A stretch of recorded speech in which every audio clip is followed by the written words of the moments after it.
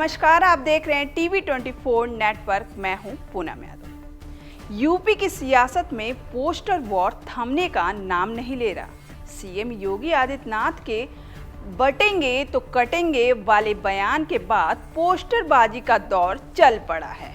Poster के जरिए सियासी दल एक दूसरे पर हमलावर हैं, तो आए दिन कोई न कोई पोस्टर राजधानी लखनऊ की सड़कों पर देखने को मिल ही जा रहा है। सीएम के बटेंगे तो कटेंगे के नारे के बाद तो जैसे स्लोगनों की बाढ़ लग गई है। इसके बाद जुड़ेंगे तो जीतेंगे, न बटेंगे न कटेंगे 27 के सत्ताधीश, 27 के खेवनहार जैसे न जाने कितने स्लोगन प्रदेश में गूंज रहे हैं। इन दिनों यूपी की सियासत में स्लोगन ही चल पड़ा है। इस बीच एक और नया नारा आ गया है, जीतेंगे तो लूटेंगे। जी हाँ, ये पोस्टर लखनऊ भाजपा कार्यालय के सामने लगाया गया है। इतना ही नहीं, विधानसभा के सामने भी ये होल्डिंग लगाई गई है। सपा नेता के खिलाफ लगाई गई होल्डिंग में पार्टी सुप्रीमो और नेताओं पर निशाना साधा जा रहा है।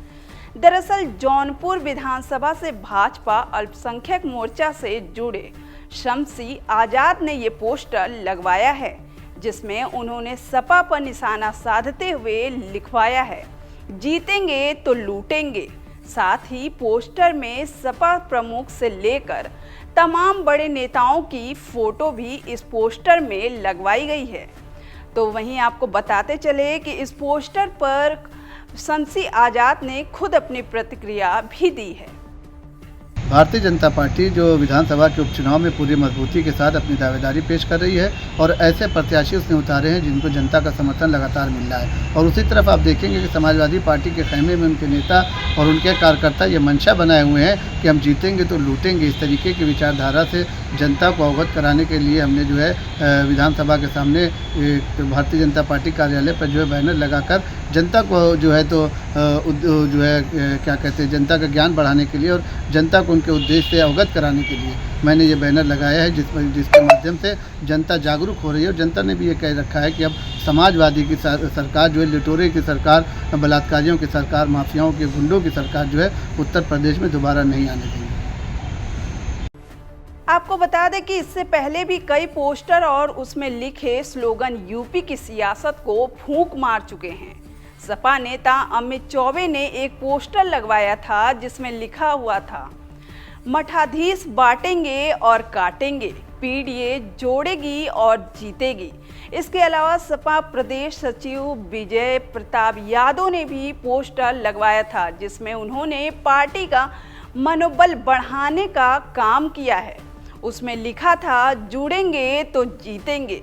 इसी कड़ी में सपा नेता जयराम पांडे ने भी एक पोस्टर लगवाया था। हालांकि उनका पोस्टर देखकर ये तो नहीं लगा कि वे किसी पार्टी पर निशाना साध रहे हैं, बल्कि पोस्टर देखकर लग रहा था कि उन्होंने अपने आका यानी पार्टी के अध्यक्ष को खुश करने के लिए इन्होंने पोस्टर लगवाया था। उन्होंने होल्डिंग में लिखवाया था, 24 में बरसा जनता का आशीष, कौन होगा 27 का सत्ताधीश। ऐसा नहीं है कि ये पोस्टर वॉर केवल बीजेपी और एसपी के बीच चल रहा है। निषाद पार्टी की इस वॉर में शामिल होना एक सबसे बड़ा सियासत है।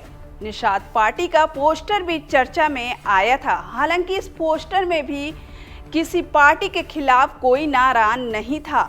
इसमें भी कोई कार्यकर्ता अपने नेता की खुशामद कर रहा था, तो वहीं नेताजी ने भी इसे खुश होकर कार्यकर्ताओं का प्यार बता दिया था। समर्थकों ने तो यहाँ तक मान लिया है कि जिस प्रकार निषाद राज ने भगवान राम को नदी पार करवाई थी, उसी प्रकार निषाद पार्टी साल 2027 में भाजपा की सरकार को तीसरी बार सत्ता में स्थापित करेगी। इस पोस्टर में एक कार्यकर्ता ने संजय निषाद को 27 का खेवनहार बताया था। इतना ही नहीं, इन सबके बीच कांग्रेस ने भी बहती गंगा में हाथ धोया था।